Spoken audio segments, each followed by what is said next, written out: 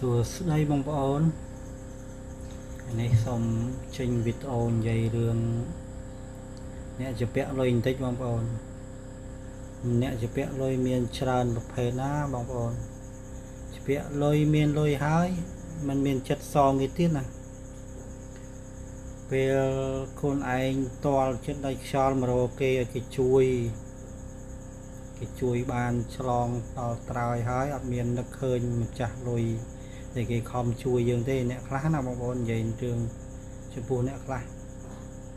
ណាមានលុយហើយមិនសងគេទៀតបងប្អូន